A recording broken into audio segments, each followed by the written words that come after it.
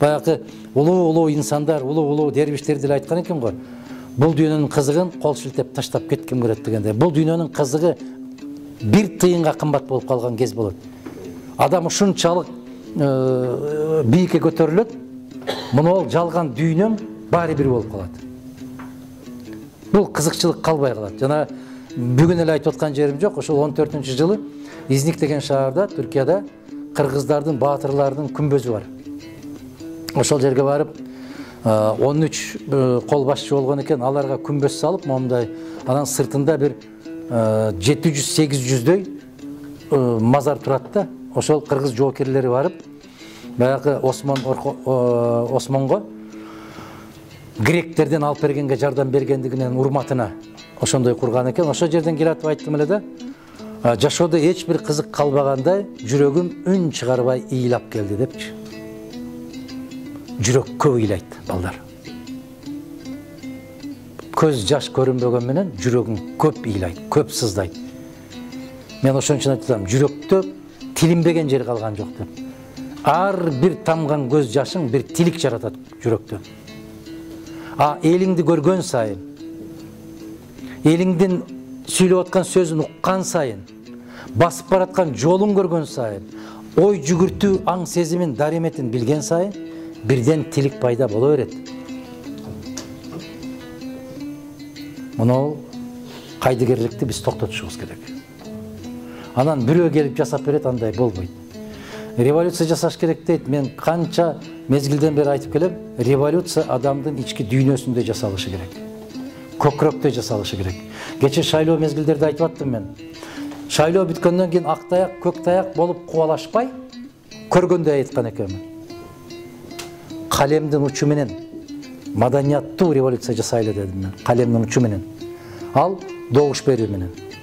Эгерде ошол баягы 3 бийликчил дегендердин казанын оодарып койсоңор, ошол күнү накта революция болот деп айтып жүрдүм, угуп аттыңыздар.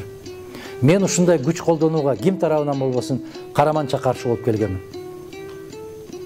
Күч менен келген киши көп тура албайт.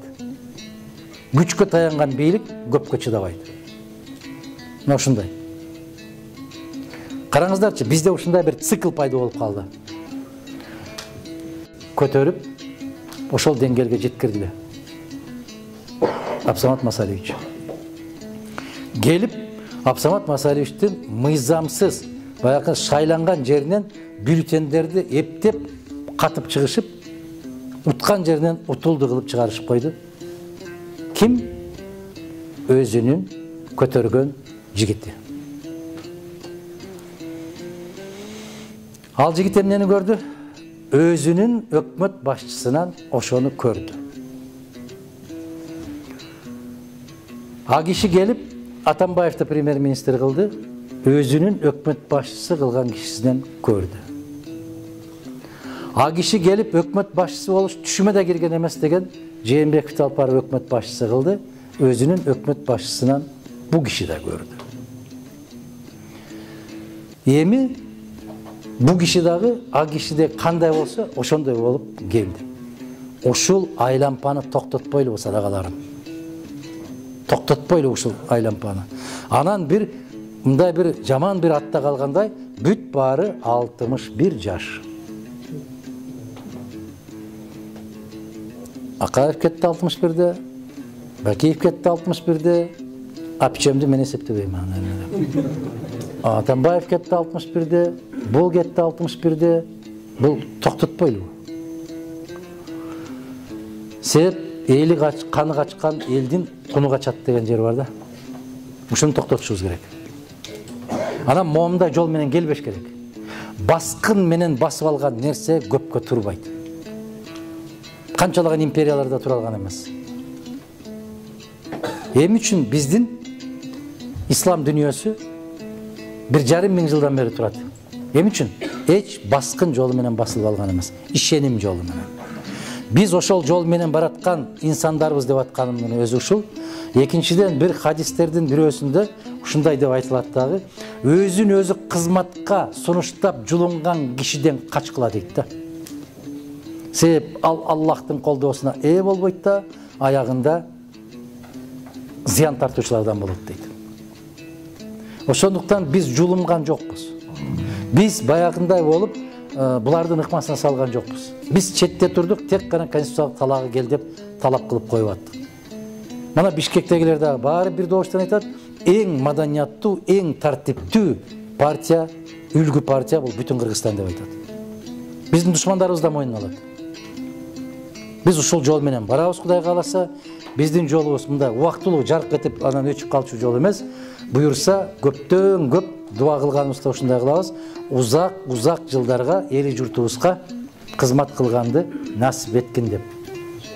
1441 жыл азыр ислам санагы, хижра санагы боюнча 1400 жылдан бери акты ак деп айта албай, далилдей албай аткандан кийин Модумаров ким аны далилдеп бергендей? Биз туура жолго салууну каалабаган инсандардын көзүнө парда тартабыз, кулагына тыгын тыгабыз, көкүрөгүнө мөөр басабыз дейт. А эгер Нурбек муну кой же болбосо муну суу деп турсаң, эгер Аллах ошонун көзүнө парда тартып, кулагына тыгын салып койгон болсо, бул суу эмес дейт сага. Бул бөтөлүк эмес, бул балта дейт. Сен далилдей албайсың бул суу экенин. Мына ошондой деңгээлге жеткенден Кудай сактасын. Же Кудайга ишенбейт, же Кудайдан коркпойт, же мыйзамга ишенбейт, же конституциядан коркпойт дегендей чубак чыркырап айтып кетти. Мен Казакстанга барып калсам дейт. Аны чакырат эле, билесиңер, Өзбекстан аябай жакшы көрүп чакырыш эле. Нечен миң, 10 миң жыйналганбы, башка жыйналганбы ошол жерде баягындай даават болуп, насаат айтылып аткандан кийин казак жигиттер чуркурап атат дейт. Аксакалыбыздын канында кыргыздын каны бар, биздин жерди кыргызга берип жиберди деп. Уктуңарбы ушул сөзүн? Ишенбейт да. Ишенбейт. А кайдагы бетин жуубаган бир киши чыгып 2 мүнөт сүйлөп койгон экен, ушул күнгө чейин туу. Мен айтам сиздерге. Мына ушул тилекке каршы биз көрүп калабызбы, көрбөй калабызбы? Кийин барып кече дагы ушуну айттым. О дал ошол жерге Кудай буйрса Модумаровго эстелик тургузат. Себеп ошол мамлекеттин жерин бизге алганыбыз үчүн. Мага 150 кишинин кол коюлган гезитке чыккан кагазын көрсөтүп берди. Мана. Сизге терең ыраазычылык, дал ушундай чечип бергениңиз үчүн деген рахмат, ыраазычылык каты бар. Бизде бир гезитти аябай жакшы сөз менен жазса мени эч ким окубайт дагы. Бүргөнүн изиндей болгон гезиттин астына кичине кылып жазып койсо ошону таап окуп алат да. Анан көтөрүп жүрө берет, ушу гезитте ушундай деп турган. А үстүндө эмне деп жазылыптыр, көрбөйт. Ал болбойт, аны айтса болбойт. Ошондуктан эми ар бирибизге инсап берсин, жараткандын колундабыз.